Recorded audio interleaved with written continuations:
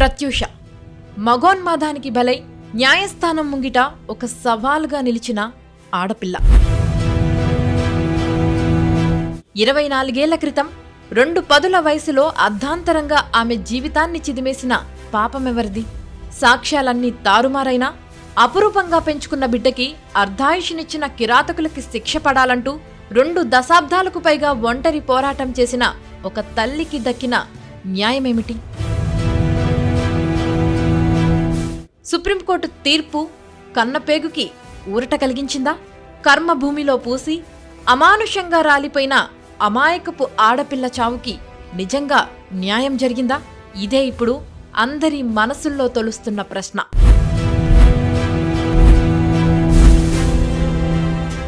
రెండు దశాబ్దాల క్రితం ఉమ్మడి ఆంధ్రప్రదేశ్లో సంచలనం సృష్టించిన సినీ నటి ప్రత్యూష మృతి కేసు తుదిఘట్టానికి చేరుకుంది.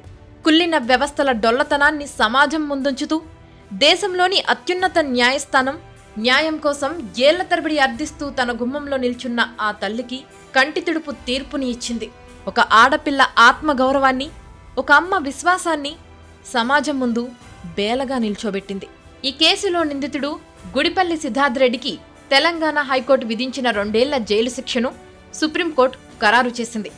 అదే సమయంలో అతడు దాఖలు చేసిన అప్పీల్ను కొట్టివేసిన సర్వోన్నత న్యాయస్థానం మిగిలిన శిక్షను అనుభవించేందుకు 4 వారాల్లోపు లొంగిపోవాలని ఆదేశించింది. ప్రత్యూష మరణం హత్య కాదని, ఆమె ఆర్గనోఫాస్ఫేట్ పురుగుల మందు తాగడం వల్లే చనిపోయిందని స్పష్టం చేసింది న్యాయస్థానం.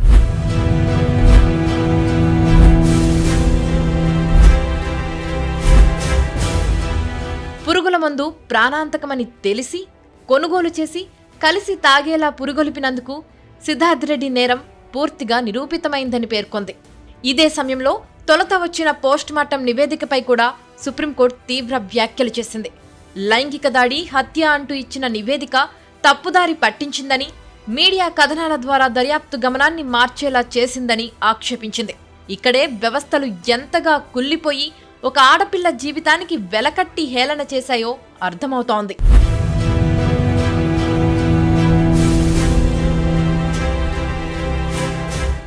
ఈ కేసులోకి వెళితే 1993లో ఇంటర్ చదువుతున్న సమయంలో ప్రత్యూష, సిద్ధార్థ్ రెడ్డి ప్రేమలో పడ్డారు. తర్వాత ప్రత్యూష సినిమాల్లోకి వెళ్ళింది. రాయుడు, శ్రీరాములయ్య, సముద్రం లాంటి తెలుగు చిత్రాలతో పాటు తమిళ్లో కూడా కొన్ని సినిమాలు చేసింది. హీరోయిన్గా ఉదయ్ కిరణ్ కలుసుకోవాలని సినిమా మంచి పేరు తీసుకువచ్చింది. స్టార్గా ఎదుగుతున్న సమయంలో ప్రేమ వ్యవహారం ఆమె జీవితాన్ని తలకిందులు చేసింది. ప్రత్యూష, సిద్ధార్థ్ రెడ్డి వివాహానికి ప్రత్యూష తల్లి మొదట వ్యతిరేకించినా తరువాత అంగీకరించారు. సిద్ధార్థ్ రెడ్డి తల్లి మాత్రం ఆ అమ్మాయిని పెళ్లి చేసుకుంటే ఆత్మహత్య చేసుకుంటానని హెచ్చరించడం వారి వివాహానికి అడ్డంకిగా మారింది. ఆ విషయాన్ని సిద్ధార్థ్ రెడ్డి 2002 ఫిబ్రవరి 23న ప్రత్యూషకు చెప్పాడు. అదే రోజు ఇద్దరూ ప్రాణాపాయ స్థితిలో బంజారాహిల్స్లోని కేర్ ఆస్పత్రికి వచ్చి చేరారు.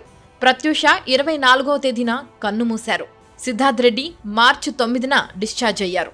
ఆమెను గొంతు నులిమి చంపినట్లు ప్రత్యూషకు తొలుత పోస్టుమార్టం చేసిన Gandhi medical college forensic department professor doctor B Muniswamy నివేదిక ఇవ్వడం సంచలనంగా మారింది. ఇదే సమయంలో ఈ కేసులో కొందరు రాజకీయ నాయకుల బిడ్డల ఇన్వాల్వ్మెంట్ ఉందనే వార్తలు రావడం ఇంకా సంచలనంగా మారింది.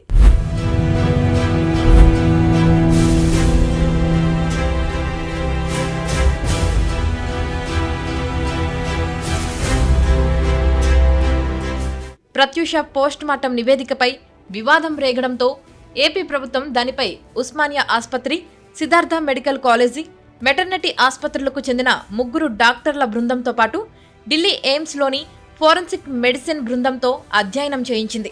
2 బృందాలు అత్యాచారం, హత్య ఆరోపణలను తోసిపుచ్చాయి. తన కూతురుపై అత్యాచారం చేసి గొంతు నులిమి చంపారని సుప్రీంకోర్టును ఆశ్రయించారు ప్రత్యూష తల్లి సరోజినీదేవి. దాదాపు 2 దశాబ్దాలకు పైగా మన దేశ న్యాయస్థానాలు అంచెలవారీగా నాంచి ఎట్టకేలకు తుది తీర్పును వెలువరించాయి.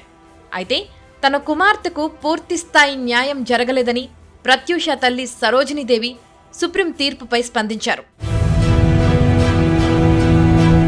మొదటి నుంచి ఒంటరిగానే న్యాయం కోసం పోరాటం చేశానని, ఈ కేసును తొలి దశలోనే తారుమారు చేశారని ఆమె ఆరోపించారు.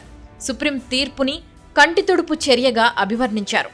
గుడిపల్లి సిద్ధార్థ్ రెడ్డికి జీవిత ఖైదు పడాలని సరోజినీదేవి పోరాటం చేశారు. అయితే అత్యాచారం, హత్య జరిగినట్లు సాక్ష్యాలు లేకపోవడంతో శిక్ష విషయంలో హైకోర్టుతోనే ఏకీభవించింది సుప్రీం. సిద్ధార్థ్ రెడ్డిని ఆత్మహత్యకు పురుకొల్పిన దోషిగానే తీర్పునిచ్చింది. మరి అత్యాచారం అనే ఆరోపణలు ఎందుకు తలెత్తాయో, నిందితులుగా కొందరి పెద్దల పిల్లల పేర్లు అప్పుడెందుకు ప్రతిధ్వనించాయో, ఇప్పుడెందుకు సద్దుమణిగాయో అంతా ఓ మిస్టరీ. మరి అర్ధాంతరంగా ముగిసిపోయిన ప్రత్యూష జీవితానికి నిజంగానే న్యాయం జరిగిందా? ఇదే ప్రశ్న ఇప్పుడు అందరి మెదళ్ళని తొలుస్తోంది.